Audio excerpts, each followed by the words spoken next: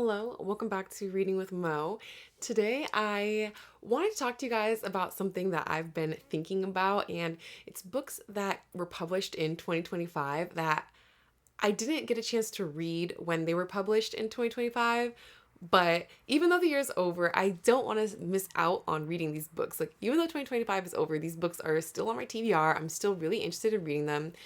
Pretty much almost all of these books were featured in my most anticipated videos, and I just didn't get a chance to getting around to reading these ones.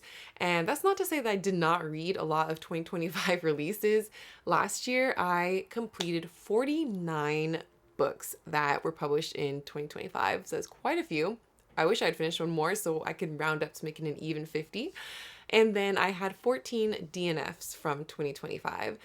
And looking back at my to be read list, I still had 25 books that I was interested in picking up that I wanted to share with you guys. I'll still definitely be picking up 2025 releases this year and in the years to come, but I obviously will not be able to probably pick up all 25 of these, so I do need help narrowing it down into which ones I should try to prioritize soonest. Clearly, I have not read these books, so I'm going to be looking down at my notes to remind me of what these books are about as I share them with you guys. I think what's cool about looking back at the books from 2025 that I haven't gotten to yet is now that a little bit of time has passed, some of them have a lot more ratings and reviews, and that is kind of what I'm using to help me decide if I want these books to still remain on my TBR. I already went through and removed a few books that after the year I felt like I didn't really have any interest in picking up and didn't really see myself having an interest in picking up anytime soon. I'm pretty sure all of these books have a decent rating on Goodreads, but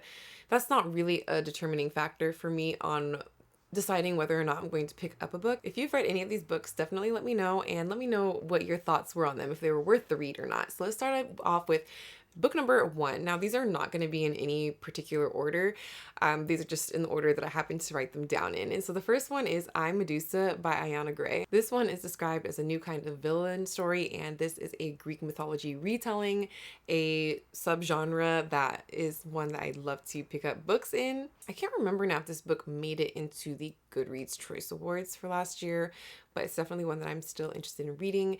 I like to see different people's takes on Medusa, which this one is. I did get around to reading a Medusa retelling last year, just wasn't published last year. I think it was a few years ago. Number 2 is Wild Dark Shore by Charlotte McConaughey.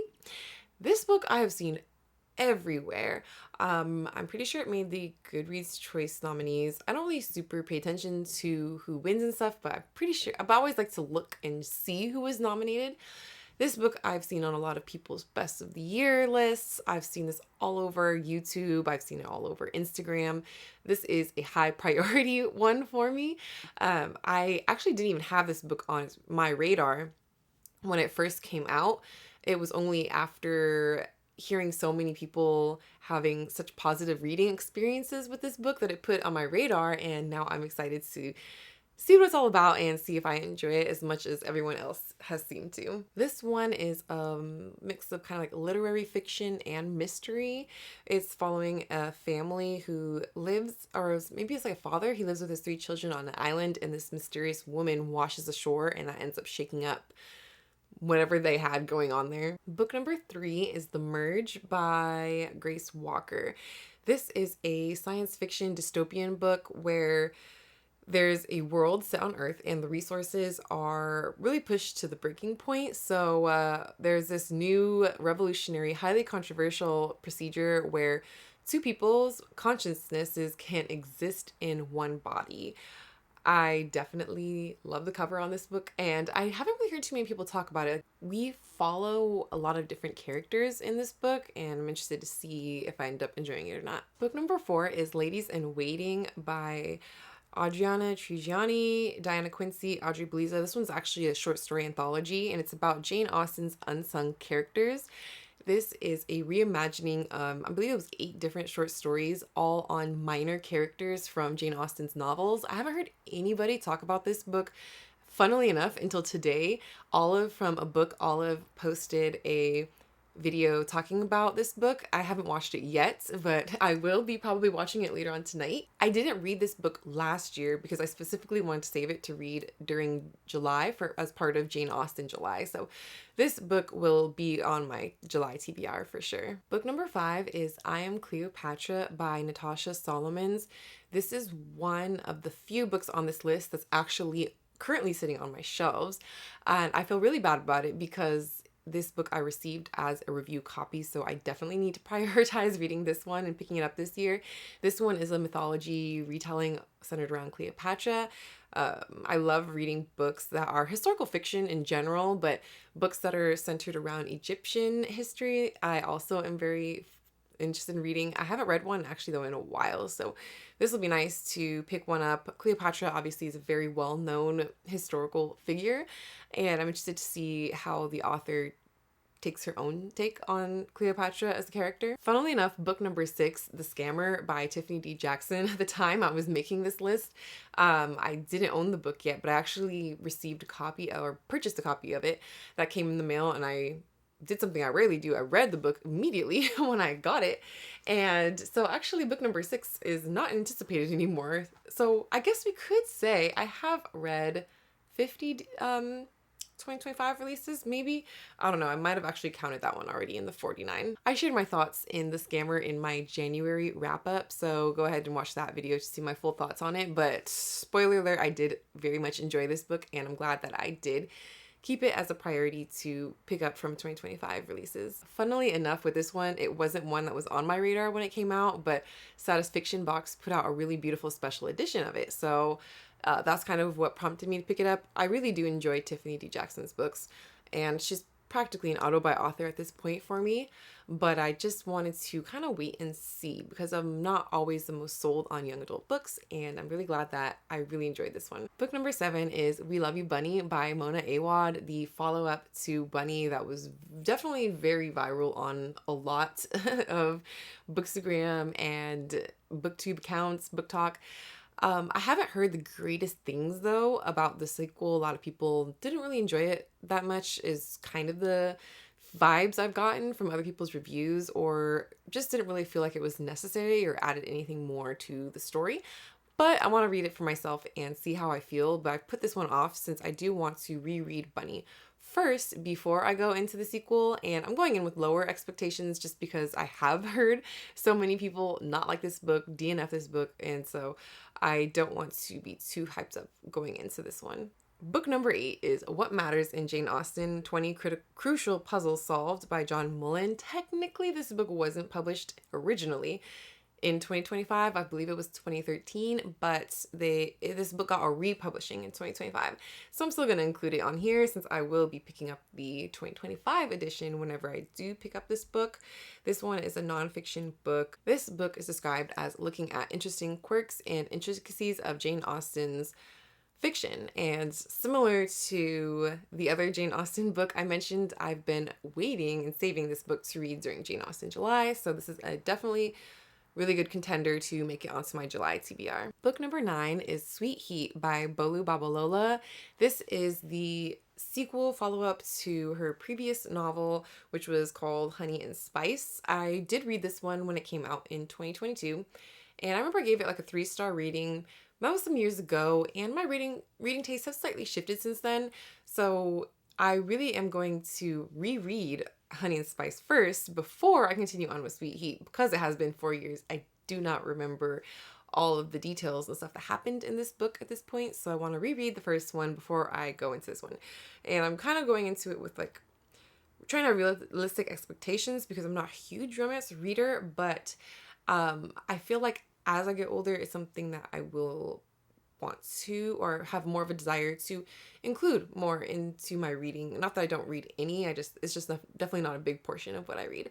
So I'm excited to see this one. I've seen a lot of people talk about it, and a lot of people, and some people though I feel like it's kind of mixed. I've heard some people enjoy it and some people feel like the first book didn't really need a sequel, but I'm down to give this one a try, and the cover on this is just so beautiful that I can't not give it a chance. Book number 10 is called People Like Us by Jason Mott. Now, Jason Mott as an author got put on my radar when he published his book, Hell of a Book, A few years ago, I listened to that on audiobook, which was just a really fun experience, and it definitely made me want to pick up, whatever he wrote next. And this one was published last year, and I am sad that I haven't gotten to it yet because it was one that was on my mentally higher list of books I wanted to prioritize in 2025. I just didn't get around to it, especially as it is kind of like a book about books where we're following two main characters and both of them are authors. Both of these Black writers are trying to find peace and belonging in a world that is riven with gun violence. One is on a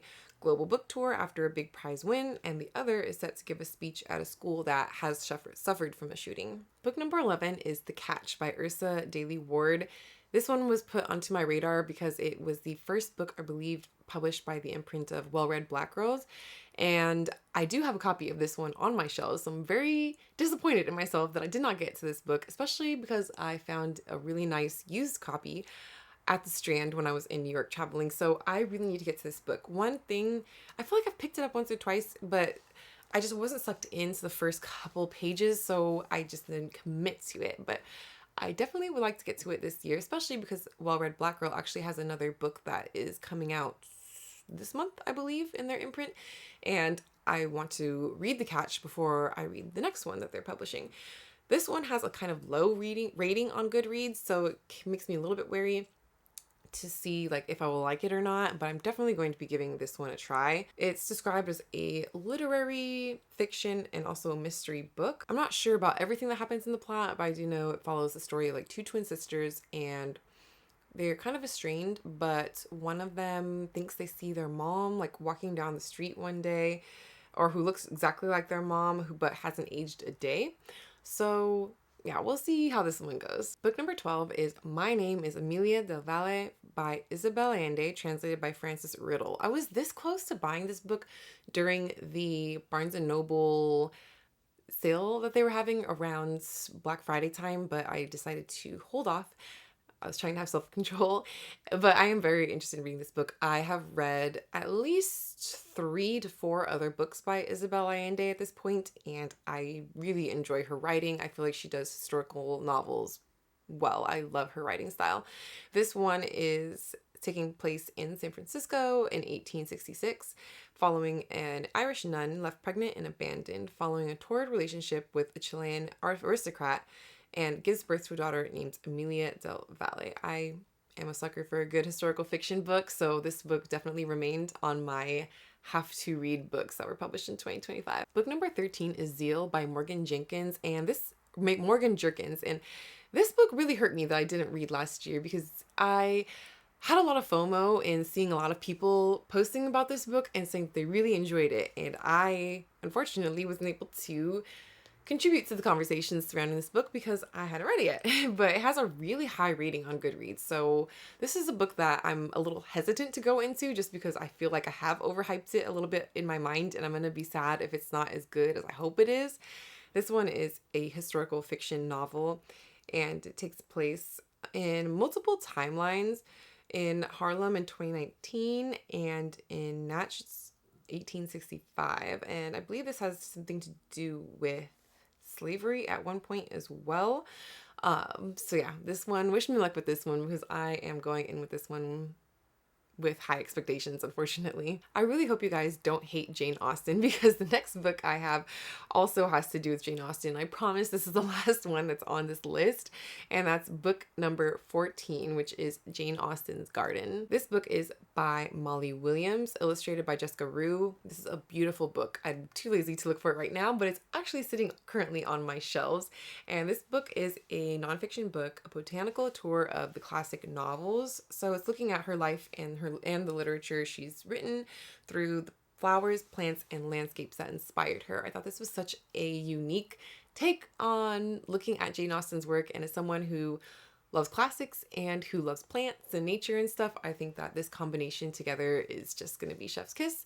It's going to be really hard to pick which of these Jane Austen books I read in July because I want to read all of them. Book number 15 is a book in translation, and that is Beasts of the Sea by Lida Turpainen. The translator is David Haxton. This book, it takes place over 3 centuries, and it's tied together by the tale of Steller's sea cow, a long extinct denizen of the northern oceans. At once intimate and sweeping about the tragic clash between man and nature, it takes place during a few different timelines: 1741, 1859, and 1952.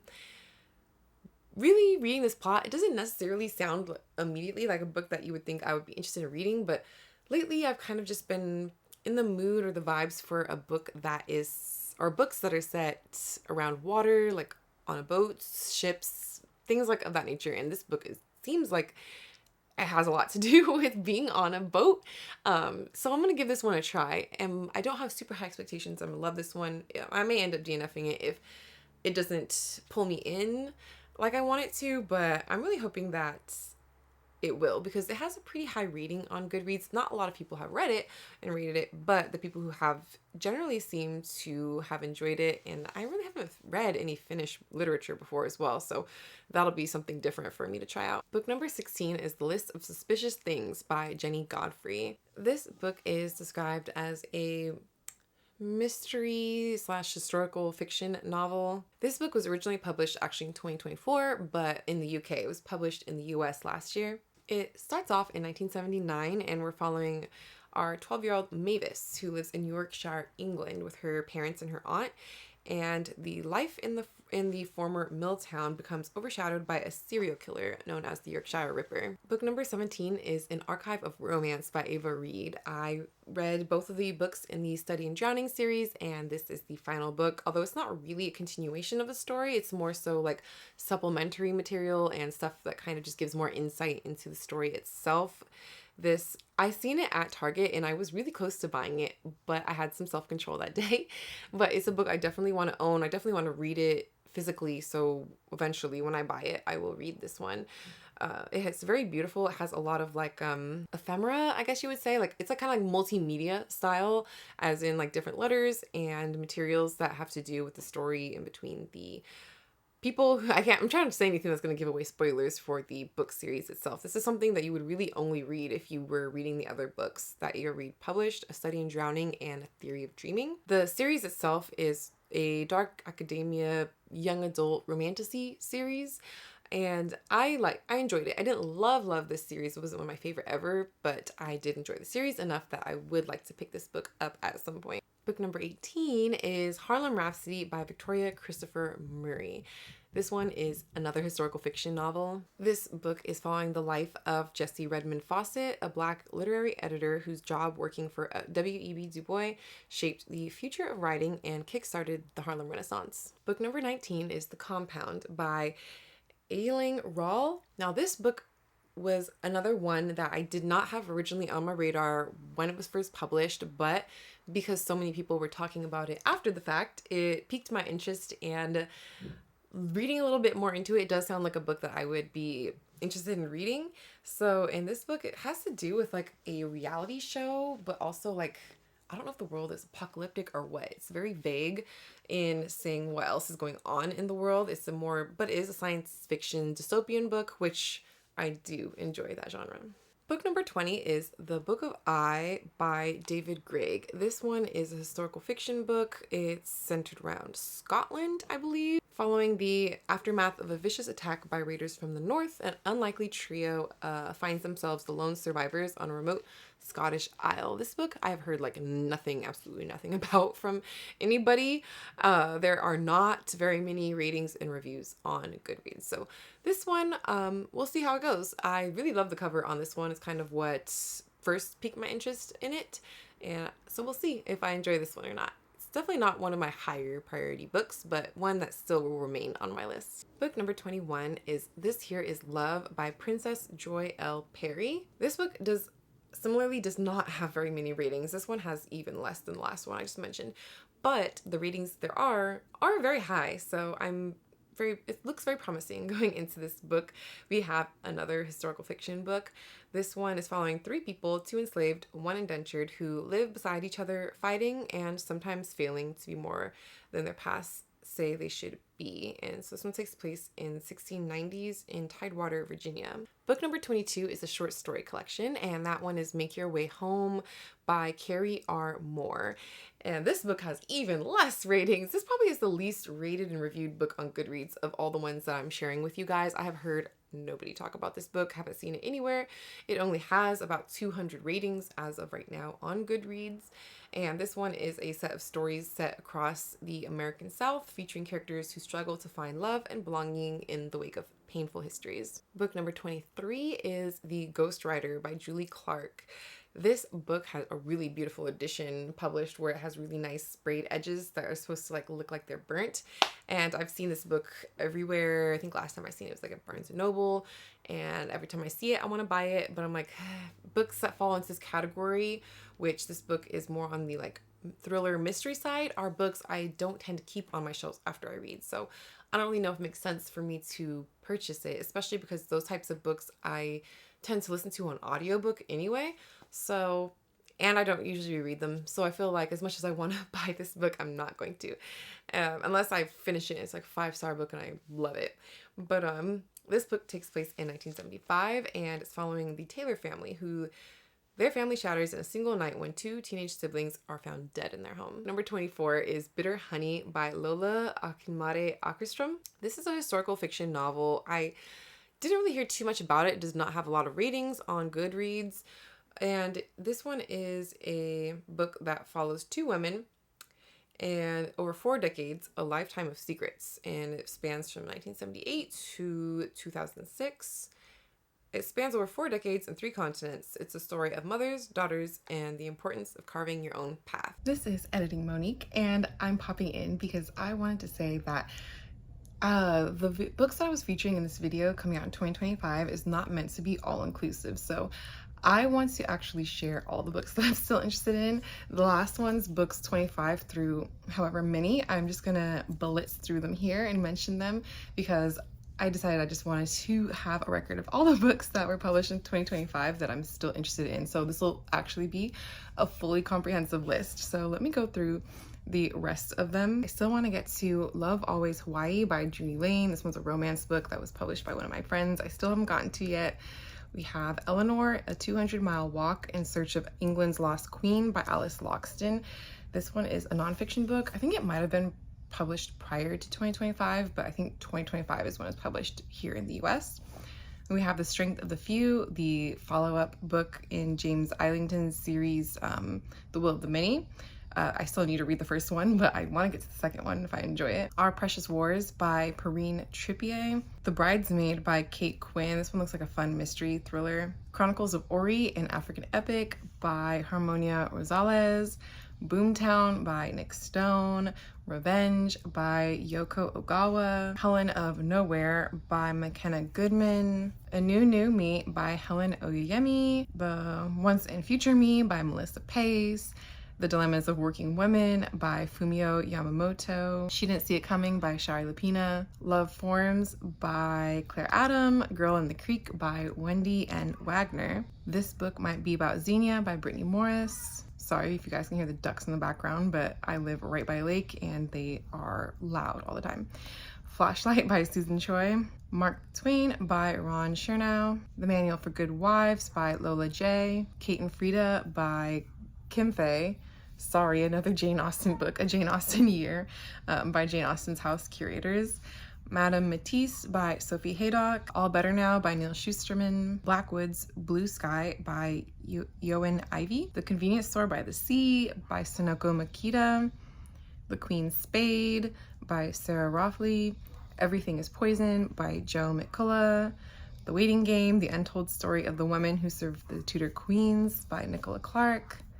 Mother of Rome by Lauren J. Baer. And then last but not least, we have Seeds by Angie Paxton. So those are all books that were published in 2025 that I didn't get a chance to read, but are still definitely on my TBR.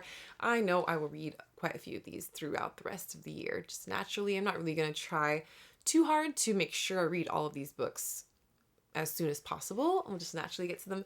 Although maybe I'll try and do 1 or 2 reading vlogs at some point in the year, reading a few of the books from this list. I'm not making any promises, so don't hold me to that. But if I were to do something like that, let me know if there's any books from this list that you would like me to include in a reading vlog if I find the time and energy at the same time to do something like that. I would love to. I think it would be fun. That's it for this video. Let me know if there's any 2025 releases that I forgot. Let me know if you guys read any of these books and whether they deserve to be on my TBR or not still, and which ones you think I should prioritize.